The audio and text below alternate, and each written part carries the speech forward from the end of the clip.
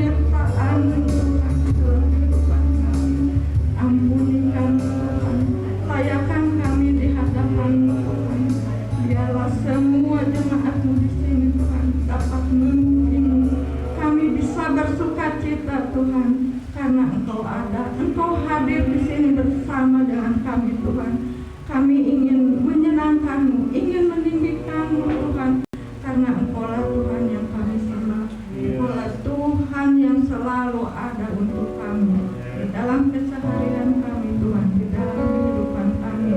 Kami selalu melihat kasih-Mu yang ajaib. Terima kasih Bapa untuk pengorbanan anak-Mu Tuhan. Kami mengucap syukur untuk pagi hari ini.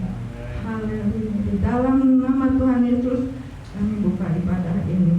Amin. Silakan duduk saudara. Puji Tuhan ya. Hari ini sebetulnya yang main musik itu ademu. Tapi karena dia sakit, mendadak sakit, puji Tuhan, Tuhan kirimkan adik kita yang cantik, Audrey ya, dengan penuh mungkin dia ada kesibukan sendiri, tapi saya bersuka cita karena adik kita ini mau melayani untuk Tuhan ya. Itu luar biasa, berkat itu akan melimpah dari 1 kali mungkin 1000 kali ya. Puji Tuhan, semoga apa yang dicita-citakan, apa yang menjadi segala apa yang kebutuhan semuanya Tuhan adakan. Saudara, kita angkat satu pujiannya sangat luar biasa. Ini ada medra ya, kita angkat 3 lagu, segala puji syukur, haleluya, dan kemenangan. Saudara, mari kita angkat segala puji, haleluya, segala puji syukur.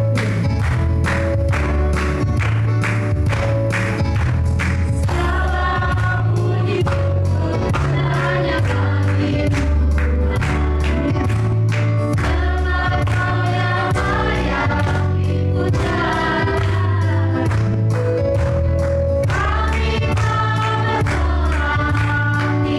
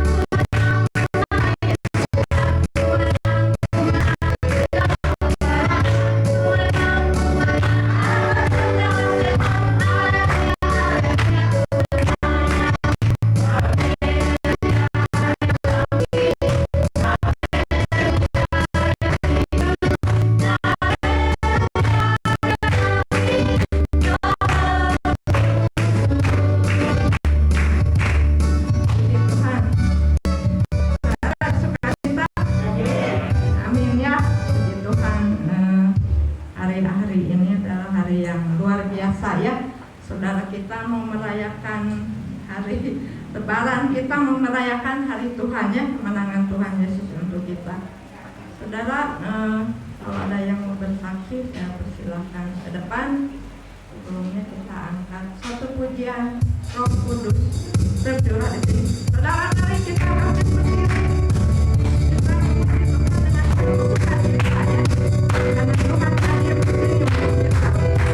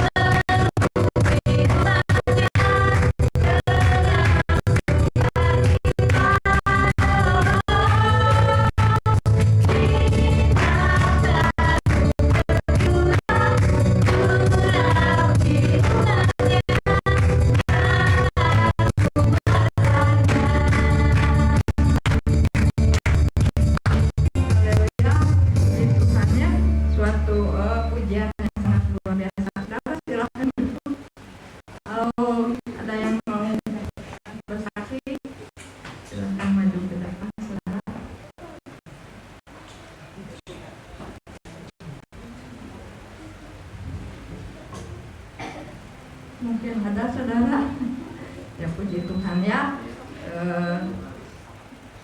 meskipun tidak ada, tapi saya percaya ya, kalau kehidupan kita, keselamatan kita, seharian kita, berkat kita semua hanya datang dari pertolongan Tuhan Yesus ya.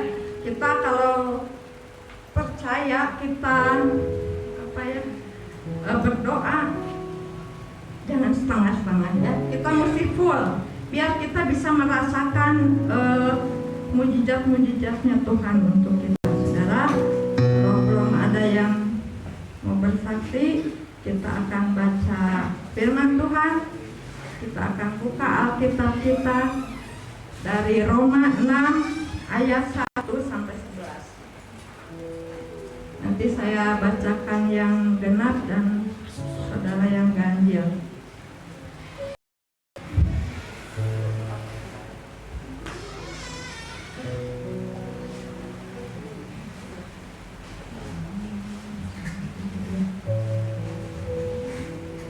Saudara sudah temu semuanya? Kita bangkit berdiri, saudara. Kita menghormati firman Tuhan yang sangat luar biasa ya. Mati dan bangkit dengan Kristus. Jika demikian, apakah yang hendak kita katakan? Bolehkah kita bertekun dalam dosa supaya semakin bertambah kasih karunia itu? Sekali-kali tidak. Bukankah kita telah mati bagi dosa? Bagaimanakah kita masih akan hidup dengannya? Atau tidak tahukah kamu bahwa kita semua yang telah dibaptis dalam Kristus telah dibaptis dalam kematiannya?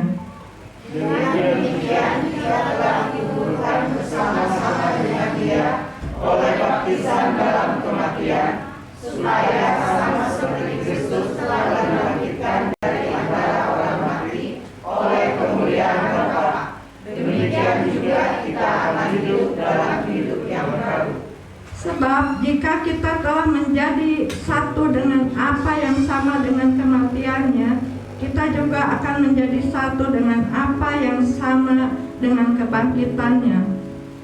Karena kita tahu bahwa manusia lama kita telah turut disalibkan, supaya tubuh dosa kita dalam kuasanya, agar jangan kita menghambakan diri lagi kepada dosa. Sebab siapa yang telah mati, ia telah bebas dari dosa. Jadi jika kita telah mati dengan Kristus, kita percaya bahwa kita akan hidup juga dengan Dia. Karena kita tahu bahwa Kristus sesudah ia bangkit dari antara orang mati, tidak mati lagi, maut tidak berkuasa lagi atas dia.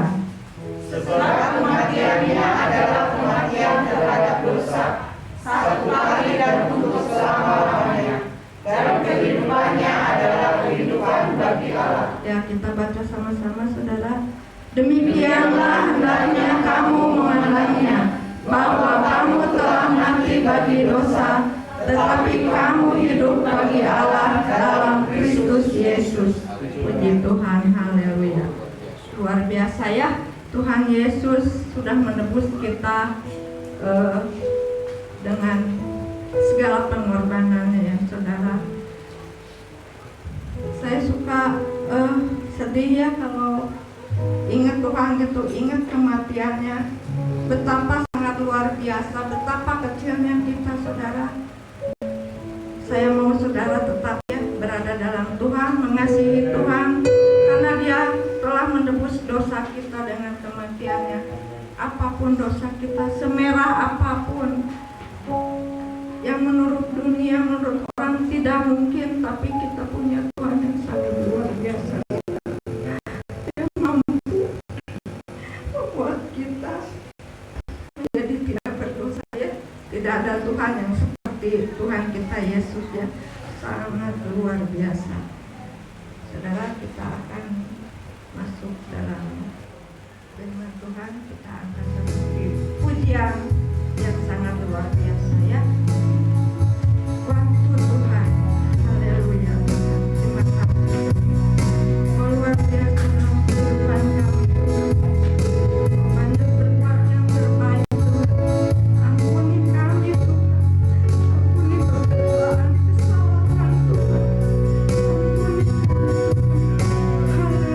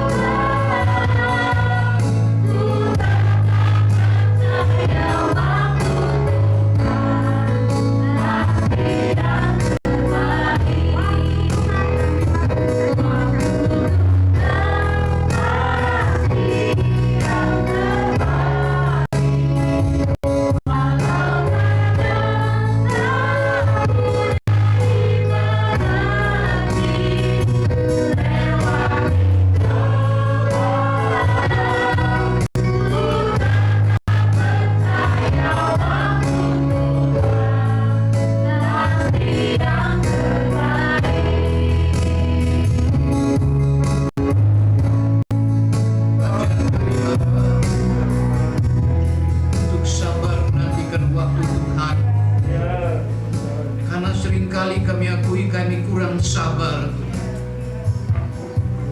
Ajar kami untuk tetap percaya bahwa waktu Tuhan itulah yang terbaik, sehingga kami tidak kecewa dalam pergumulan kami, mungkin dalam usaha, mungkin pada saat kesehatan yang berlarut-larut. Kami mengeluh, kapan Tuhan ini akan berakhir? Roh Kudus berikan kami kesabaran. Kalau kami ingat akan firman bahwa segala sesuatu ada waktunya, karena Tuhan sedang menguji apakah daya tahan kami untuk sampai kepada waktu Tuhan, apakah itu bisa kami lakukan. Kami mohon Roh Kudus sebagai penolong kami untuk tetap segala sesuatu yang menjadi pergumulan kami, apapun masalah, baik itu masalah rumah tangga, masalah usaha, masalah pekerjaan, masalah sakit penyakit dan lain sebagainya. Segala sesuatu ada waktunya. Terima kasih Tuhan. Ujian ini menyadarkan kami. Dan pada saat ini kami semua yang sudah ada, kami boleh beribadah kepada Tuhan. Beberapa saudara terhalang oleh karena ada saja pencobaan yang mereka alami. Biar Tuhan kuatkan mereka Tuhan, supaya waktu-waktu ibadah selalu diperhadapkan dengan masalah. Itu berarti bahwa ibadah itu adalah sesuatu yang terpenting dalam hidup kami, sehingga terkadang iblis mencobai, iblis menghalangi. Tapi bagi kami yang sudah hadir, kami percaya kami adalah orang-orang yang menang. Sebentar kami akan mendengarkan firman-Mu. Tapi sebelumnya Tuhan, kami akan memberikan persembahan sebagai ucapan syukur kami. Kami beri dengan hati yang penuh sukacita, dengan sukarela, dan kami percaya Tuhan akan juga memberkati kami sesuai dengan janji-janji. Apakah persembahan kami berupa tantangan atau persembahan, semua itu Tuhan akan ganti sesuai dengan janji Tuhan. Kuduskan semua persembahan ini. Hamba-Mu yang dia menyampaikan sabda, mari Tuhan api dan Tuhan, supaya kami semua boleh pulang dengan sukacita, pulang dengan pengharapan, pulang dengan kepastian. Di dalam nama Tuhan Yesus Juru Selamat kami alaskan doa ini. Amin. Tuhan, saya duduk Bapak Ibu sekalian. Sebelum kita menerima firman, mari kita memberi, ya, kita nyanyi pujian itu. Ku menang bersama Yesus Tuhan, dan seterusnya. Ku menang.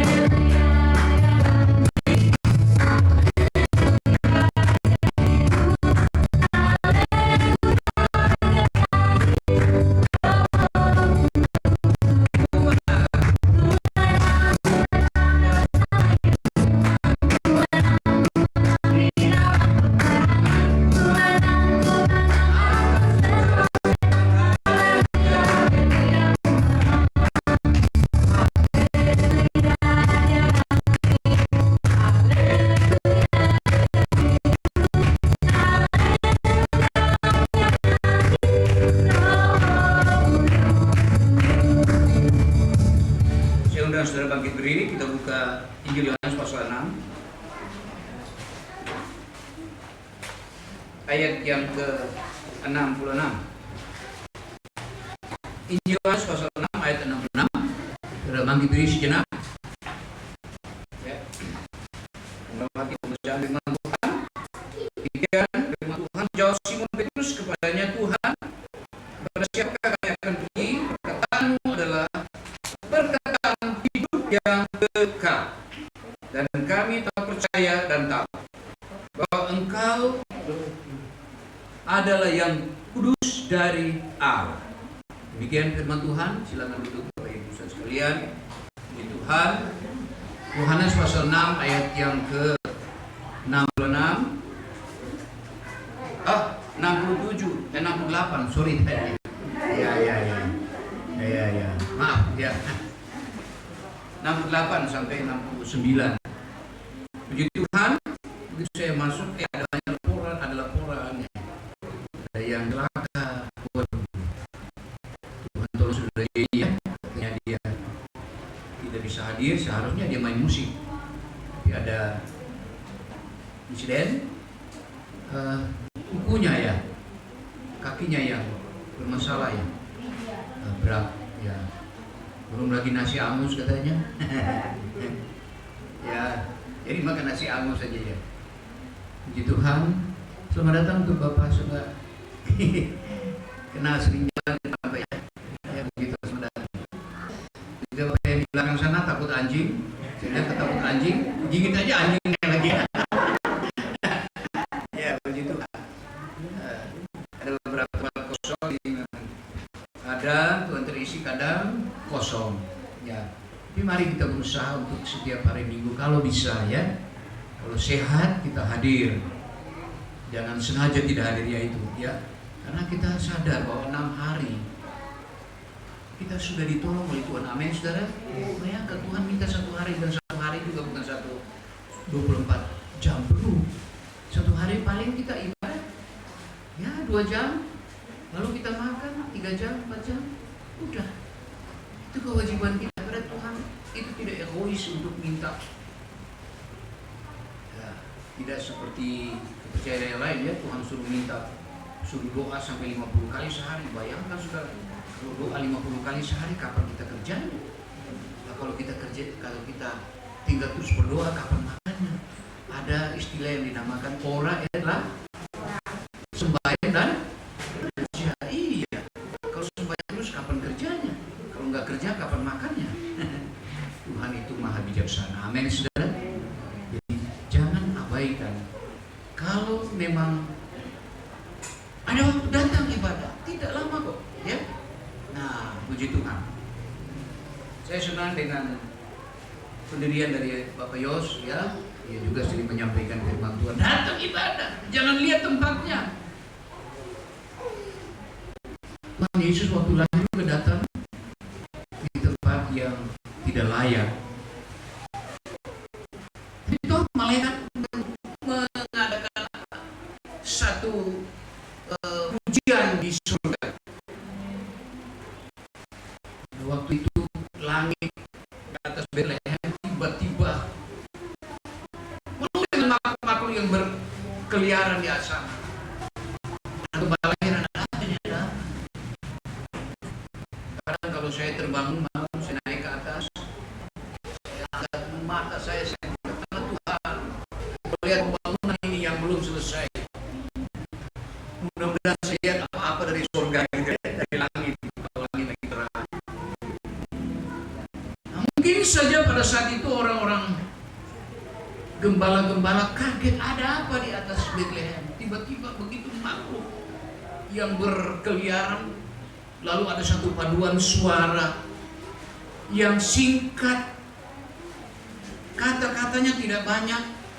Ya, bukan seperti pujian sekarang kadang-kadang panjang, pujian sampai kita lupa. Hanya segala puji bagi dalam tempat maha tinggi, damai sejahtera bagi orang yang berkenan kepadanya. Itu jadi ulang-ulang dengan trompet. Oh, ada apa dia, ada apa? Tiba-tiba malaikat katakan pergi. Ada Yesus Tuhan, Juru Selamat lahir di kota Daud. Engkau akan jumpai dia di dalam palungan dan dibungkus dengan lampin. Waduh. Juru Selamat Tuhan lahir, mestinya di tempat mewah, betul nggak? Ya, kayak di Bandung di Limiati ya. Kalau ke Limiati, waduh itu hebat sekali ya. Atau mungkin di tempat kan begitu kalau orang kaya, nggak mungkin lah dia lahir di mana. Tapi itulah. Jadi betul kata Bapak Yos, mari kita ibadah. Bukan melihat tempatnya, tapi kita tahu bahwa 2 atau 3 orang berkumpul di dalam nama aku hadir di tengah-tengah mereka. Amin saudara. Nah puji Tuhan. Itu awal ya. Prolog, panjang prolognya. Nah, kembali kepada perkataan, saya pinjam perkataan Rasul Petrus. Keyakinan dia yang dikerjakan oleh kuat Roh Kudus sehingga dia katakan seperti itu, perkataanmu adalah perkataan hidup yang kekal. Lalu dia sambung dalam ayat itu, dan kami telah percaya dan tahu. Padahal nanti saudaraku dalam suasana kebangkitan, apa yang terjadi dengan Petrus dan murid-murid yang lain? Ya, kita tahu bahwa akhirnya mereka juga lari meninggalkan Tuhan waktu Tuhan Yesus sendiri di atas kayu salib tergantung, kena sinar matahari yang begitu menyekat. Siapa yang ada di salib? Siapa yang bersama Yesus di salib? Tidak ada. Yang ada cuma mereka lihat dari jauh. Murid-murid yang biasanya selalu dekat dengan dia semua, kemana mereka? Padahal sebelumnya Petrus mengatakan seperti ini loh. Perkataan adalah hidup yang kekal. Apakah dia lupa? Pernah Yesus berkata tentang anak manusia akan disesah, disalibkan, kemudian mati dan bangkit pada hari ketiga. Lupa dia. Nah, bukankah kita juga sering lupa? Kalau nanti setelah pulang saya nanti malam telepon, Pak Simon, tadi ayat yang kita dengar, kita baca ayat apa ya? Lupa tuh. Ya karena kita sering lupa. Maka itu sebabnya Petrus dalam suratnya kepada jemaat, walaupun kamu sudah tahu, tapi aku ingin mengingatkan sekali lagi, aku ingin mengingatkan kamu bahwa nah, walaupun kita sudah tahu, tapi ingat. Kenapa? Karena kita sering lupa. Sering lupa. Saudara, kita bersyukur kita punya firman Tuhan. Kita bersyukur Tuhan boleh memilih, memakai saya, memakai Bapak Yos, ya, untuk kami menyampaikan sabda Tuhan. Dan kadang-kala itu mungkin mengulang. Dan saya nanti mengutip ayat mengulang seperti minggu lalu. Bapak Yos juga menyampaikan firman Tuhan waktu hari kebangkitan. Nanti saya akan mengutip beberapa ayat. Untuk apa? Untuk mengingatkan kita kembali.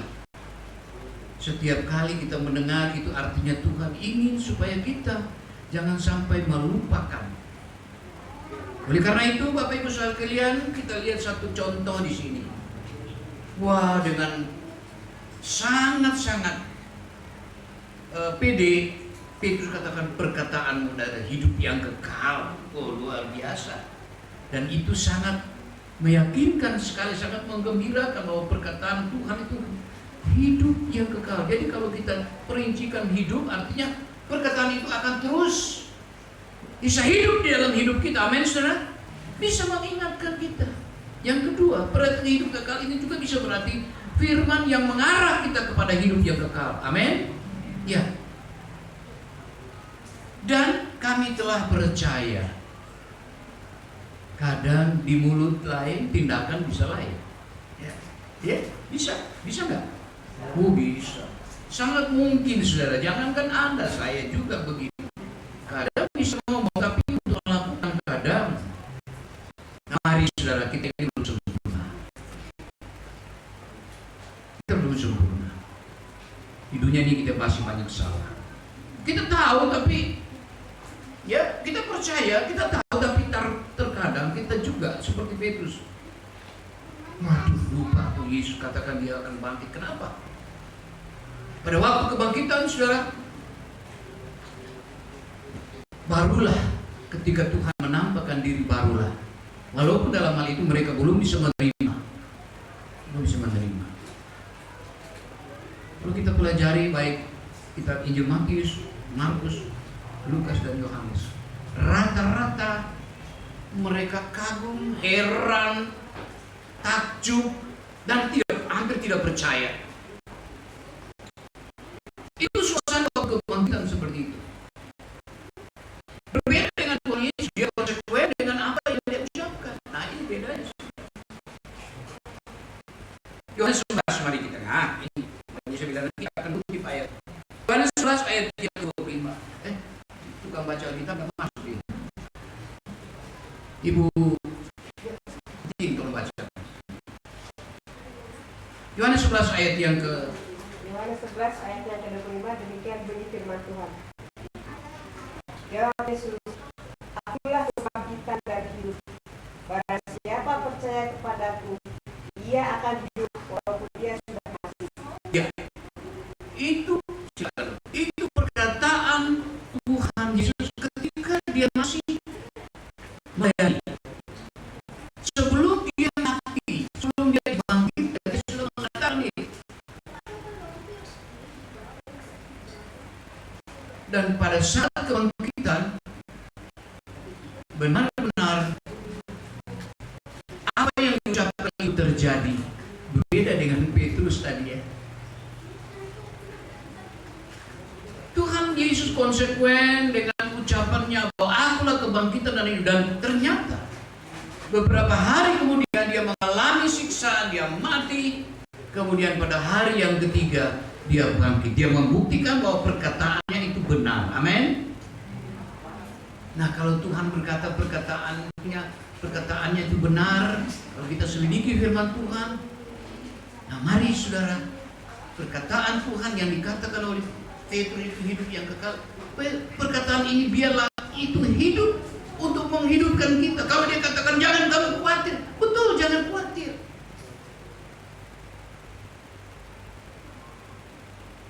Jangan khawatir. Itu berarti bahwa memang kita khawatir. Sebab kalau Tuhan mengatakan berfirman, jangan kamu khawatir, berarti Tuhan tahu bahwa kita khawatir. Ya sudah, memang kita khawatir. Siapa manusia yang tidak khawatir? Khawatir. Tapi ingat bahwa ini perkataan hidup. Maka mari kita percaya perkataan yang menghidupkan kita ini. Dia katakan jangan kamu khawatir, artinya dia mau memberkati kita. Amin, saudara. Kalau dia katakan jangan kamu khawatir, dia mau menyembuhkan kita. Jangan kamu khawatir, dia mau memulihkan keadaan kita. Dia mau mengampuni dosa kita. Dia mau menguatkan kita. Dia mau menyelamatkan kita. Dia berkata, aku datang supaya domba-domba boleh hidup dan hidup di dalam kelimpahan. Percaya perkataannya, saudara. Kita pinjam kata-kata Petrus ini. Perkataanmu ini, perkataan yang hidup dan kekal. Jadi kalau perkataan ini hidup, itu untuk menghidupkan saya dan saudara. Ketika kita khawatir, ketika kita bimbang, ketika kita mulai ragu, kita ingat firman Tuhan ada begitu banyak. Ya, saya catat di dalam Injil Yohanes, Tuhan Yesus menyatakan diri aku atau perganti nama dirinya ku itu ada berapa ini? 705 kali. Di dalam Yohanes saja ya, belum Matius, Tuhan mengatakan aku menyertai, aku memberkati, aku beri hidup kekal, percayalah kepadaku, itu kata aku dan ku itu 705 kali. Lihat Alkitab saya sampai mana ayatnya penuh dengan itu coret-coret begini. Tuh ketutup semua siapa? Ternyata dalam Injil Yohanes perkataan Yesus tentang aku mengatakan, aku, kuku dan lain sebagainya penuh dibandingkan dengan Injil Matius, Injil Lukas, Injil Markus. Dan ini perkataan firman yang keluar dari mulut Yesus sendiri. Inilah hidup. Dan menghidupkan hidupnya itu bisa kekal. Jadi ada dua, hidup untuk sementara. Inilah berat buat kita. Perkataan itu bisa hidup untuk sementara, untuk melengkapi hidup kita di dunia ini, dan juga perkataan hidup kekal, yaitu keselamatan. Amin, saudara. Nah, mengenai kebangkitan tadi sudah dibaca Yohanes 11 itu.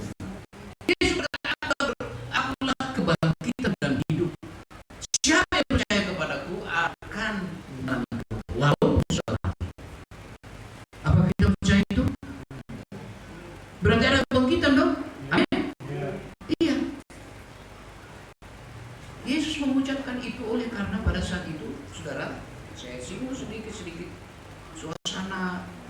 pada Yesus mengatakan tentang kebangkitan karena ingin meyakinkan orang-orang percaya, orang-orang Yahudi, murid-muridnya bahwa ada kebangkitan. Karena saat itu ada masa yang namanya orang Farisi. Kalau kita jumpai di sini, orang Farisi dan juga orang Saduki. Mereka adalah kelompok-kelompok orang yang berkecimpungan dalam dunia politik dan juga imam-imam, dan mereka adalah orang-orang terhormat, orang-orang kaya. Kalau orang Farisi dia betul-betul melakukan hukum Taurat, tapi ya itulah penampilan luar. Maka Tuhan mengkritik mereka, jangan sampai seperti orang Farisi, ya. Maka Tuhan katakan jangan sampai kita terkontaminasi dengan ragi orang Farisi dan orang Saduki. Karena orang Farisi penampilan luar hebat, kalau berdiri berdoa di jalan-jalan, angkat tangan, ya. Waduh, dia supaya orang lihat pakai jubah panjang. Kalau puasa, aku puasa loh. Jadi penampilan luarnya. Maka Tuhan bilang jangan seperti mereka. Itu seperti kuburan yang di luarnya dicek putih bersih, padahal di dalamnya penuh tulang-tulang orang mati. Tapi itu orang-orang terhormat, orang Farisi. Nah, kalau orang Saduki bagaimana? Orang Saduki ada punya kebanggaan sendiri karena mereka adalah mengklaim diri orang keturunan Imam Sadok. Imam Sadok itu dipakai Raja Daud waktu pemerintahannya. Sadok ini dipakai sebagai imam kepala. Jadi ada kebanggaan, wah kami ini keturunan imam yang harus dihormati. Yang satu hal, walaupun mereka keturunan imam, tapi mereka tidak percaya bahwa ada kebangkitan orang kalau sudah mati. Nah itu jeleknya orang Saduki itu. Yesus ada di tengah-tengah mereka ini. Yang mengatakan aku kebangkitan otomatis. Keyakinan ini, pengajaran ini berlawanan satu dengan yang lain. Dan nanti Tuhan harus membuktikan bahwa betul apa yang dia ucapkan itu terjadi. Amin, saudara? Iya. Orang Saduki mengatakan tidak ada kebangkitan, kalau orang mati ya sudah selesai. Karena mereka percaya apa yang dikatakan juga di dalam Ayub pasal 14. Mari Ibu Mintin turun baca untuk kita. Ayub 14, mari kita lihat sini pengaruhnya luar biasa, saudaraku. Ayub 14, kita baca mulai ayat yang ke-7 ya. Ya, tolong Ibu Tin baca sampai ayat yang ke-12. Demikian firman Tuhan. Karena bagi pohon masih ada harapan. Apabila ditebang, ia bertunas kembali, dan tunasnya tidak berhenti tumbuh. Apabila akarnya menjadi tua di dalam tanah, dan tanggulnya dan 18. Apabila akarnya menjadi tua di dalam tanah, dan tunggulnya mati di dalam debu, tunggulnya ya. Maka bersemilah ia setelah diciumnya air, dan keluar hanyalah ranting seperti semai. Tetapi bila manusia mati, maka tidak berdayalah ia. Bila orang binasa, dimanakah ia? Seperti air menguap dari dalam tasik, dan sungai surut dan menjadi kering. Demikian juga manusia berbaring dan tidak bangkit lagi, sampai langit hilang lenyap. Mereka tidak terjaga dan tidak bangun dari tidurnya. Nah, ini pendapat orang yang hidup diperkirakan seangkatan Abraham. Dan itu menjadi satu kepercayaan mereka sampai imam-imam ini pun, karena memang di dalam perjanjian lama tidak diajarkan tentang kebangkitan. Ya, siapa yang berdosa pasti mati, dihukum mati sudah, nggak ada kebangkitan, nggak ada. Sehingga inilah, tetapi Tuhan tidak menginginkan, menghendaki supaya orang tetap percaya kepada hal itu. Masa pohon lebih baik dari manusia? Ya, kalau dibandingkan, ya kita komparasikan itu. Seperti di sini, kalau pohon sudah ditebang, ini bahasa sederhananya. Kalau pohon itu ditebang, mungkin kelihatan cuma hanya tunggulnya saja, tapi akarnya di bawah, ketika mencium bau air, ada kemungkinan tumbuhan itu bisa hidup kembali mengeluarkan tunas. Tetapi kalau manusia mati, tidak seperti itu. Nah, itu pemikiran mereka di zaman lampau. Dan itu yang diimani juga oleh orang-orang Saduki. Tidak ada kebangkitan. Tapi apakah benar tidak ada kebangkitan? Ayo kita lihat lagi. Ayub selanjutnya, Ayub 19 ayat 25 dan 26. Ikutin. Ayub 19 ayat 25 sampai 26. Mari kita periksa ini.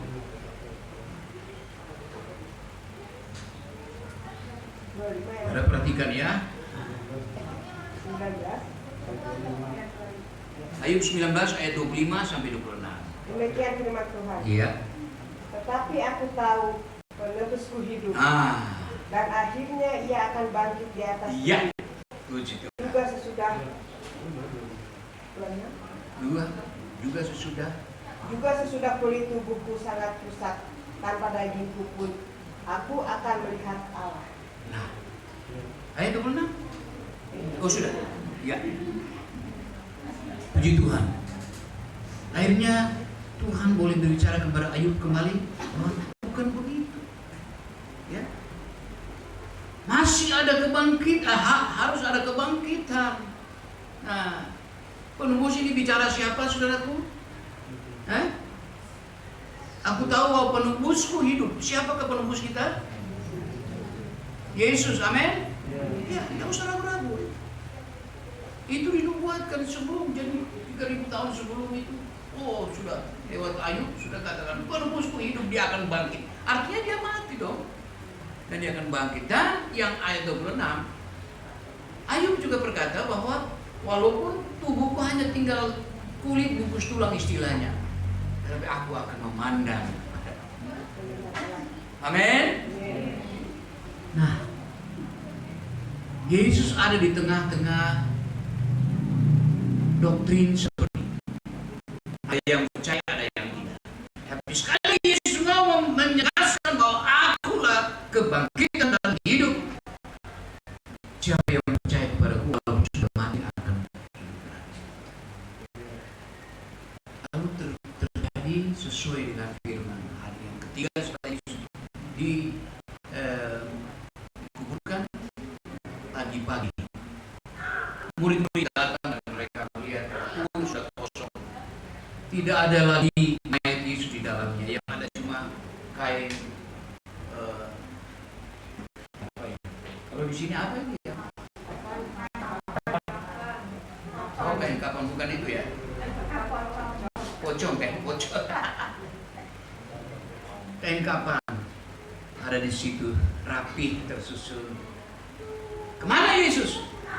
Apakah mayatnya dicuri? Gak bisa, ya. Menurut seperti minggu lalu yang saya juga sampaikan, itu kubur yang Yesus ditempatkan di kubur itu adalah kubur baru. Kubur baru yang baru digali. Dan kalau kubur pada zaman itu, kalau ada yang meninggal dikuburkan di kuburan batu, kuburan gali, itu hanya orang-orang yang mampu. Karena biasanya di tanah aja gitu ya. Tapi ini kubur yang digali lalu pakai tutup begitu, itu untuk orang mampu. Dan kalau ditutupnya itu tutupnya itu kurang lebih yang saya baca itu ya, ketemu sama arkeolog itu kurang lebih 2 ton beratnya. Siapa yang memulihkan batu itu pagi-pagi? Perempuan-perempuan itu yang datang pagi-pagi. Malaikat Tuhan yang memindahkan batu itu. Dan kuburan yang baru ini juga menggambarkan bahwa Yesus mati itu di tengah-tengah di saat seperti Yesaya 53, dan juga mayatnya itu tetap tidak bercampur dengan mayat-mayat yang lain karena kuburnya masih baru, kubur baru. Jadi Tuhan tidak dinajiskan. Ya, karena saudara masih ingat, masih ingat bahwa mayat atau siapapun yang terkena mayat itu pasti kayak najis ya.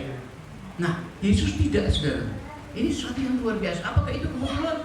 Bukan itu kebetulan, tapi itulah dia. Memang dia katakan, akulah roti yang kudus yang turun dari surga. Artinya dia suci yang turun dari surga. Bukan seperti kita yang lahir karena hubungan orang tua kita secara biologis. Yesus tidak. Demikian sudah dia betul memenuhi nubuatan bahwa dia adalah anak domba yang kudus yang dari Allah sendiri. Ya, oke. Untuk mengingatkan kita, saudara, bahwa akhirnya Yesus bangkit dari kematian. Walaupun murid-muridnya ada yang percaya, mereka terkagum, heran, juga ada yang saat itu mereka begitu kecewa, seperti dua orang yang pergi dari Yerusalem, tinggalkan Yerusalem di Kemah. Itu kekecewaan yang luar biasa.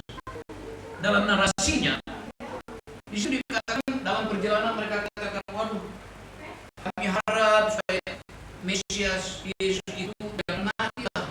Dia jadi penyelamat kita untuk menyelamatkan kita dari tangan orang-orang Romawi. Nah, itu harapan orang Israel. Murid-murid pun demikian. Mereka mengharapkan Yesus sebagai juru selamat itu menyelamatkan mereka dari tangan orang Romawi. Mereka tidak berpikir bahwa apa yang dikatakan di dalam Injil Lukas atau Matius pasal 1 itu, bahwa dia adalah juru selamat mengampuni dosa kita. Mereka berpikir bahwa yang diselamatkan adalah raga ini secara politis. Tapi Tuhan Yesus tidak demikian. Dia menyelamatkan kita, bukan seperti yang dipikirkan oleh murid-muridnya. Oleh karena itu mereka salah, lupa, seperti Petrus juga. Wah, dengan pede dia katakan, perkataanmu hidup dan kekal. Wah, berapa hari kemudian begitu anak kecil bilang, Bapak juga ikut ya sama pengikutnya. Oh, bukan saya. Bukan, oh, kamu salah lihat. Itu orang lain dulu. Menyangka. Waduh. Ya. Nah, inilah masalah kebangkitan. Dua orang yang kecewa, mereka pergi, tapi Tuhan, lihat sekali lagi saudara, Tuhan tidak ingin mereka tinggal dalam kekecewaan. Dia tahu murid-muridnya kecewa, dan mereka begitu sangat-sangat kecewa yang mendalam. Tapi karena mereka adalah murid yang Tuhan mau memulihkan keadaan mereka.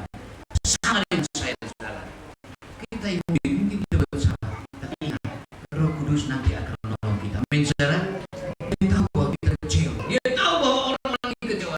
Dia datang kepada mereka yang bercakap-cakap dengan, walaupun dalam tubuh yang mereka tidak mengenal dia lagi, tapi dia ingin supaya mereka itu betul mengerti perkataan yang dikatakan sebelum dia mati dan bangkit. Akhirnya dia betul-betul memperlihatkan siapakah dia yang berbicara dengan mereka, dan mereka tahu. Tetapi tiba-tiba Tuhan Yesus hilang dari pandangan mereka. Nah, lain lagi dengan Thomas. Murid-murid yang lain bilang, Tom, kalau teman ya, nggak pakai Thomas ya. Kayak saya namanya Yohanes, pakai Hani aja. Nah, kalau itu namanya Thomas, mungkin ya. Tom, tahu nggak? Hah, kenapa? Yesus bangkit tuh. Jadi onsen itu ceritanya. Mana ada orang bangkit? Dia tuh imam-imam orang Saduki aja percaya tidak ada kebangkitan. Kamu ngaco. Bener. Sudah itu Magdalena, Maria, mereka udah lihat yang lain. Petrus bilang, iya aku sendiri masuk. Sampai lari ke dalam, masuk ke dalam, nggak ada lagi mayat Yesus. Dia udah bangkit. Aku nggak percaya. Tiba-tiba Tuhan Yesus hadir di tengah-tengah mereka. Nah, tubuh kemuliaan Yesus waktu bangkit itu tidak lagi dibatasi oleh ruang dan waktu. Dia bisa tembus. Kalau Yesus masih secara sebagai manusia biasa itu, dia nggak bisa dalam waktu yang sama. Tapi ketika dia sudah bangkit, mereka kan tutup pintu karena ketakutan. Tiba-tiba Yesus berdiri di tengah mereka. Yesus katakan, Thomas, mana jarimu? Nah, apa yang engkau katakan sekarang? Jarimu. Inilah kau rusuk. Ayo silakan. Ada rusuk yang berlubang. Ini tanganku yang berlubang, aku tusuklah. ini kakiku. Ampun. Itu menandakan bahwa Yesus tidak ingin murid-murid walaupun mereka lupa kepada Dia, tapi Tuhan tidak pernah lupa untuk terus membentuk mereka menjadi murid yang dari teladan nanti. Dan muncul ayat yang luar biasa. Mari Montim baca untuk kita. Yohanes 20 ayat yang ke-29. Yohanes 20 ayat Ini yang maksudnya inilah saudara ke-29. ya. Demikian bunyi firman Tuhan. Kata Yesus kepadanya, Iya. karena engkau telah melihat aku, maka engkau percaya. Iya. Berbahagialah mereka yang tidak melihat, namun percaya. Amin, saudara. Bukankah kita sekarang tidak melihat Yesus lagi di salib? Tidak melihat Dia, kecuali beberapa orang yang sudah jadi anak Tuhan dari alam lain pindah. Tuhan menampakkan diri. Saya juga sering Tuhan nampakkan diri. Enggak. Ingat, Tuhan Yesus sudah berbahagialah mereka yang tidak melihat, Percaya. Amin. Oh, ini luar biasa, saudara. Kita tidak lihat Yesus lagi secara fisik, tapi kita percaya bahwa Dia sudah mati, Dia sudah bangkit. Kita percaya, ini perkataannya hidup ini. Yesus mengatakan aku kebangkitan, dan benar-benar Dia bangkit. Untuk apa Dia bangkitkan? Mungkin orang bertanya lagi. Kita akan nanti lihat beberapa bukti-bukti yang Dia sudah tunjukkan. Malah lebih dahsyat lagi, saudara. Di dalam Injil Lukas pasal 24 sudah bisa baca di sana, ya. Ayat berapa ya? Ayat Lukas 24. Ayat 36 sampai 42. Sudah bisa baca di situ. Yesus juga menampakkan diri kepada murid-muridnya. Mereka ragu. Lihat ini, aku bukan hantu loh. Ketakutan, saudara. Jadi dalam hal ini juga Tuhan sedang mengajar kita, hai orang-orang percaya, jangan percaya kalau ada orang-orang yang orang tua kita sudah meninggal datang. Ini mau. Saya sampai sekarang ini papi saya sudah meninggal, adik saya sudah meninggal, belum pernah mereka datang. Dan kalau mereka datang, kita diajar untuk tidak percaya bahwa itu arwah mereka bangkit. Enggak. Nanti bangkit, nanti yang lain, nanti kita akan baca ayatnya. Tapi kalau yang datang, makanya Yesus untuk meyakinkan mereka, aku datangnya aku, bukan hantu. Supaya yang pertama mengajar mereka untuk percaya bahwa orang mati yang sudah mati tidak mungkin lagi datang ke rumah kasih apa titip kata-kata gitu untuk usaha dan lain sebagainya. Itu kepercayaan yang menyesatkan. Wah, mimpi mama datang, aku lihat mama datang, aku lihat mama datang, kasih kata ini untuk usaha. Jangan percaya, amin. Tuhan tuh. Nah, Tuhan ingin meyakinkan mereka sekali untuk meyakinkan mereka ini kasih kebaikan Tuhan luar biasa. Tuhan tidak ingin mereka kecewa sekarang. Apa yang ada lauk, ada makanan situ ada nih. Apa yang ingin mereka kasih? Orang di luar Kristen kita, mereka bilang Tuhan kok makan? Seorang Tuhan makan? Kita bilangan mengatakan bahwa Allah itu bukan manusia, bukan anak manusia, dan memang benar.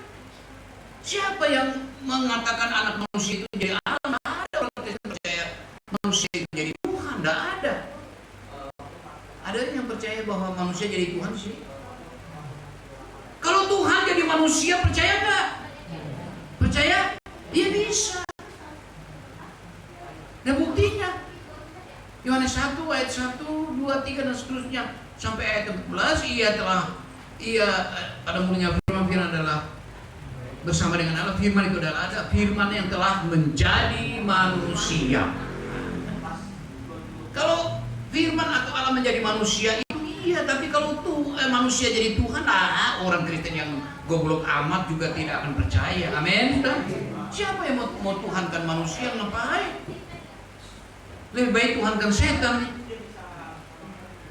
Itu sana di Kemukus, itu pegunungan Kemukus. Ya Pak Ian ya, sudah dengar ceritanya Pak Kemukus? Belum? Mau dapat rezeki kan? Tapi spesial di sana. Ada satu lagi, ada gunung apa itu? Gunung Kawi itu.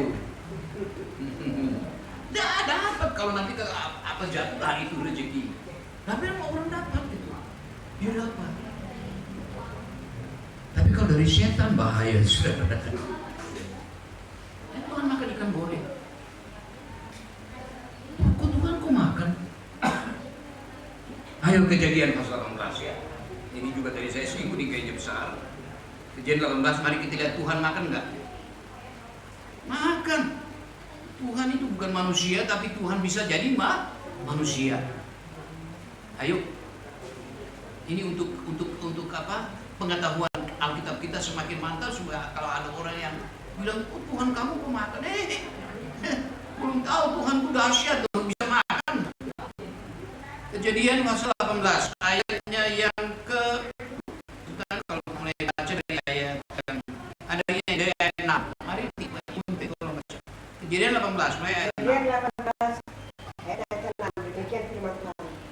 Lalu Abraham segera pergi ke kemah mendapatkan Sarah serta berkata, segeralah ambil 3 sukat tepung yang terbaik, remaslah itu dan buatlah roti bundar. Lalu berlarilah Abraham pada lembu sapinya. Ia mengambil seekor anak lembu yang empuk dan baik dagingnya dan memberikannya kepada seorang bidannya. Lalu orang ini segera mengolahnya. Kemudian diambilnya daging dan susu serta anak lembu yang telah diolah itu. Lalu dihidangkannya di depan orang-orang itu. Dan ia berdiri di dekat mereka di bawah pohon itu sedang mereka makan. Nah, ini siapa yang makan kalau saudara baca dari ayat pertama 18. Kemudian Tuhan menampakkan diri kepada Abraham dekat pohon terbani. Sedang ia duduk di pintu kemahnya waktu hari panas. Ketika ia mengatakan ia 3 orang berdiri di depannya. Ini teori. Tuhan menampakkan diri menjadi manusia. Ya, secara khusus ya, di khusus. Nah, untuk membuktikan bahwa dia ini bisa jadi seperti manusia, disediakan domba yang empuk. Waktu saya baca ini hilang saudara, bagaimana ngira waktu kami Tanjung Balai disajikan babi panggang saudara.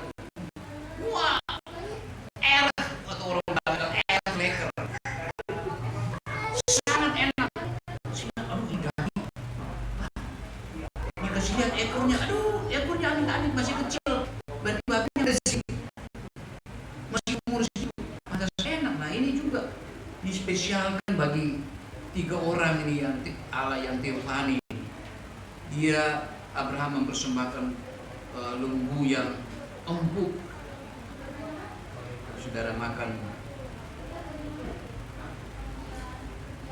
babi panggang karo, BPK.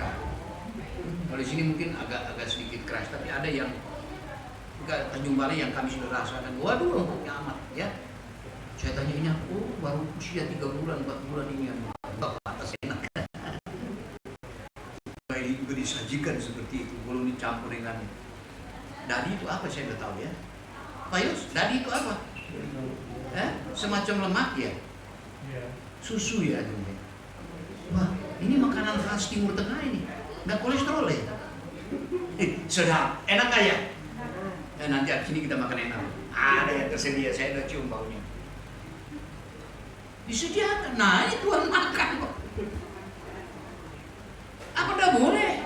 Boleh. Tuhan jadi manusia itu di bilangan berapa itu? 21 kalau tidak salah. Ya. Jadi untuk membuktikan Yesus bilang mana? Oh ada cuma ikan goreng. Ayo kasih. Tuhan makan di depan mereka. Tapi dia makan kenyang makan. Membuktikan bahwa Tuhan ini masih ini loh. Percaya gitu loh. Hanya mereka semua jadi percaya juga. Jadi kesimpulannya, di dalam suasana kebangkitan yang kita peringati sekarang, kita dapatkan bahwa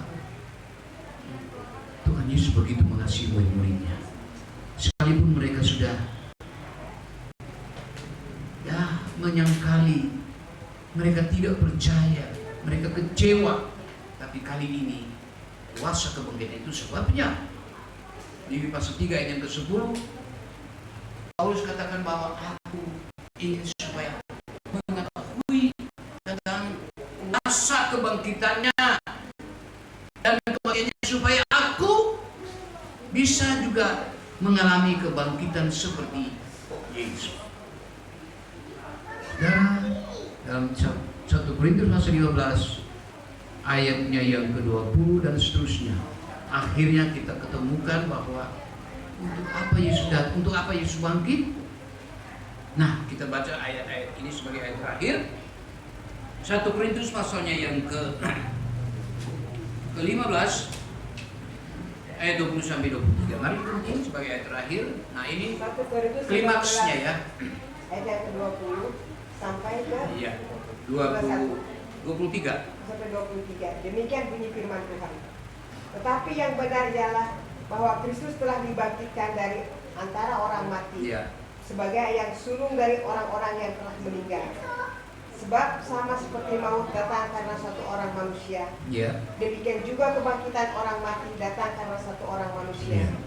Karena sama seperti manusia, orang mati dalam persekutuan dengan Adam, demikian pula semua orang akan dihidupkan kembali dalam persekutuan dengan Kristus. Iya. 23. Tetapi tiap-tiap orang menurut urutannya. Iya. Kristus sebagai buah sulung, sudah itu mereka yang menjadi miliknya pada waktu kedatangannya. Mari kita bangkit berdiri. Saudara, Yesus bangkit sebagai yang sulung, artinya kalau yang sulung berarti ada yang berikut-berikutnya. Jadi kalau Yesus bangkit, dia buktikan ucapannya Yohanes 11 ayat 25 tadi, aku kita dan hidup sama. Siapa yang percaya kepadaku walaupun sudah mati akan hidup lagi. Nah, tadi Paulus dengan Roh Kudus mengingatkan dia bahwa kalau Yesus bangkit berarti setiap orang yang percaya kepada Yesus akan mengalami kebangkitan, bukan kebangkrutan, kebangkitan. Amin. Nah, ajarku mengerti.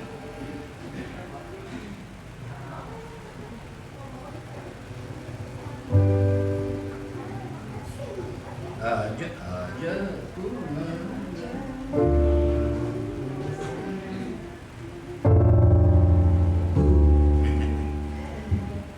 Mendadak ya, tadi laporan mendadak kesian ya. Yang masalah usia sakit. Mengerti segala rencanamu, ajarku berharap.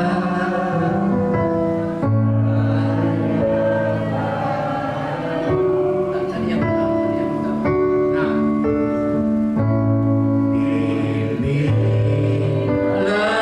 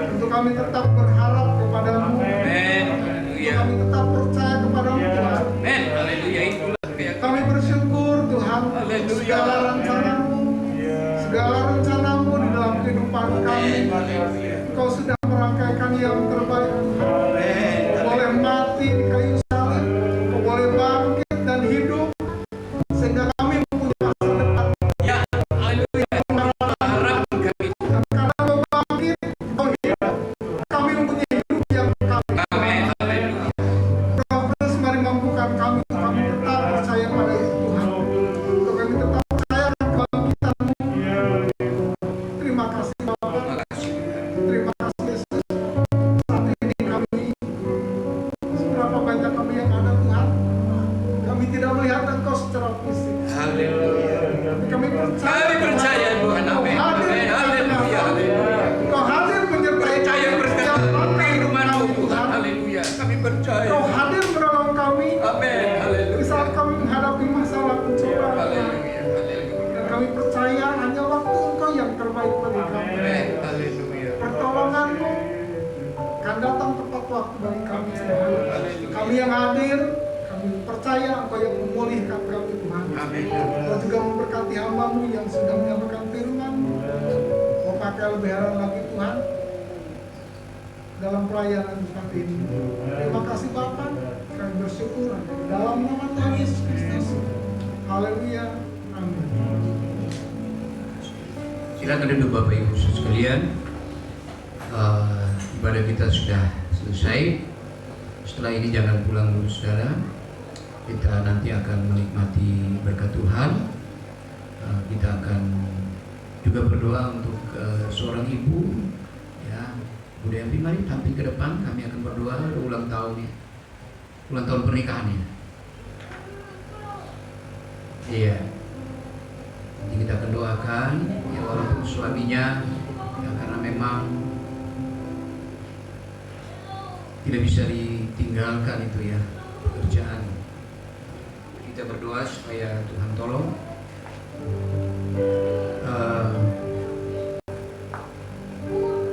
Tapi kita belikan persembahan kita sebentar dulu ya. Duduk sebentar. Lupa ya anak-anak. Nah, duduk depan aja ya. Kita buka uang kas kita aja. Kas kita. Nah, kita punya lagu itu yang suka kita menang bersama Yesus Tuhan. Ya. Mau loncat, mau nari, menang bersama Yesus.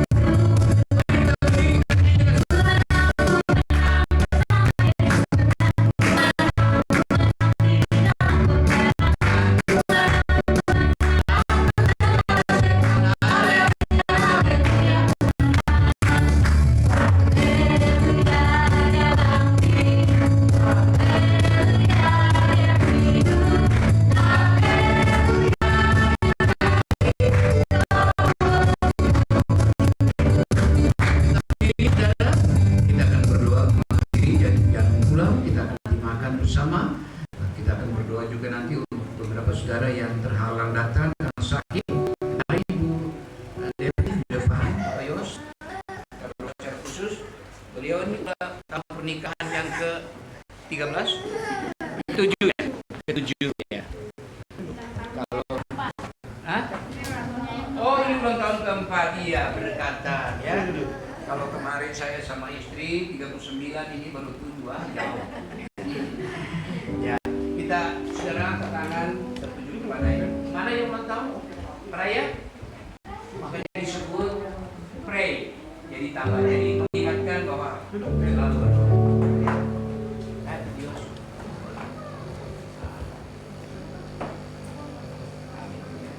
Mari kita berdoa sama-sama. Bapa di dalam surga, di dalam nama Tuhan Yesus, terima kasih Tuhan buat berkat Tuhan. Amin. Haleluya. Hari ini Tuhan kami serahkan satu keluarga yang Tuhan sudah pelihara dalam rumah tangganya yang ke-7. Tuhan tolong Devi dan suaminya Tuhan untuk hari-hari depannya dalam rumah tangganya. Tuhan senantiasa memberkati, menjaga, melindungi dengan kasih Tuhan senantiasa agar dia dapat menjadi hikmat sebagai seorang ibu dan ayahnya Tuhan untuk membimbing kedua anaknya untuk terus Tuhan iring kepada Engkau. Terima kasih Tuhan Yesus. Terima kasih. Ya Tuhan kami serahkan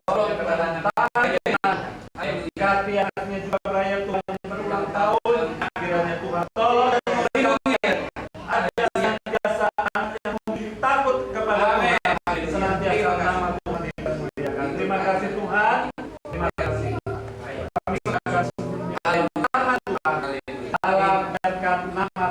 Yesus, kami sudah berdoa dan mengucap haleluya. Kita berdiri. Kemuliaan bagimu. Ini boleh kembali ke tempat.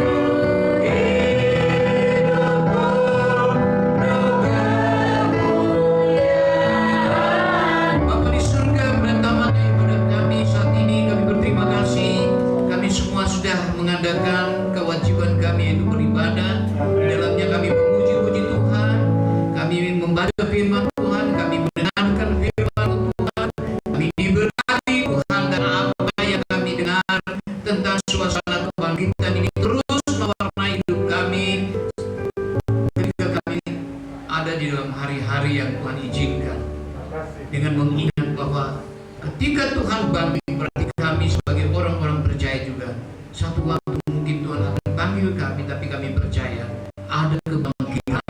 Itulah harapan kami, Tuhan. Hidupkan firman ini, Tuhan. Sekalipun hamba sudah berhenti berkata, perkataan adalah hidup yang kekal, yang itu kekal dalam ingatan kami. Terima kasih, Tuhan. Secara khusus kami berdoa untuk saudara Jenny yang mendapatkan musibah. Seharusnya hari ini dia bermain musik, tapi oleh karena terkena musibah, Tuhan kuatkan, hiburkan dia, Tuhan. Sakit yang dia alami, Tuhan sembuhkan dalam nama Tuhan Yesus. Apapun Tuhan, baik kakinya cedera atau apapun luka-luka yang dia, Tuhan biar dia jadi penghalang bagi dia untuk setia terus beribadah. Kami berdoa juga untuk saudara Wiwin, Bu Joy yang tidak bisa hadir oleh karena ada migrain. Kuatkan iman percayanya.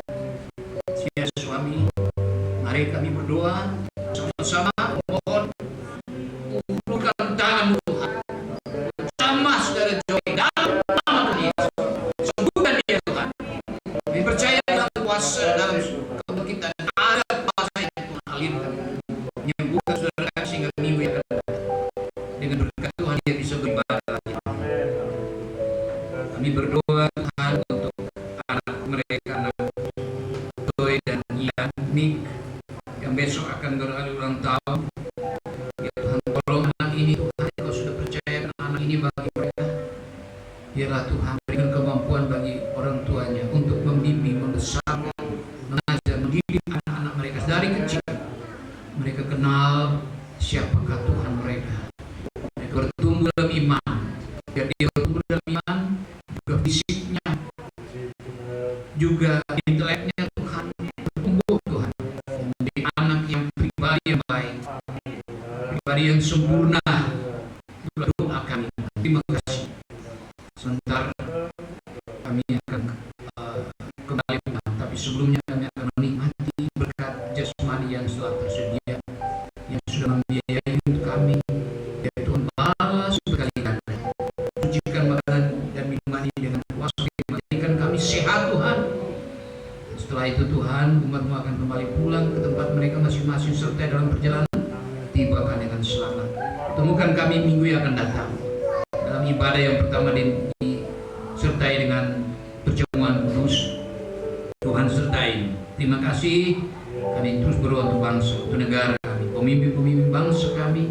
Biar kiranya Tuhan juga yang memberi hikmat bagi mereka, baik pemimpin tertinggi sampai pemimpin yang ada di sekitar kami, RT RW, tetangga-tetangga kami. Biarlah Tuhan terciptalah toleransi di antara kami, saling menghargai, saling menghormati. Terpujilah Tuhan, terima kasih. Inilah doa kami dan mari Bapak Ibu Saudara sekalian. Akhirnya saudara terimalah berkat anugerah damai sejahtera di Bapa di surga. Kasih pengorbanan Tuhan kita Yesus Kristus, persekutuan Roh Al Kudus kiranya menyertai kita hari ini, besok bahkan sampai Maranatha Tuhan Yesus datang kembali. Diberkatilah kau dalam hidupmu, rumah tanggamu, usahamu, di dalam nama Tuhan Yesus Kristus yang percaya katakan amin. Selamat siang, Tuhan Yesus memberkati. Selamat menikmati berkat Tuhan.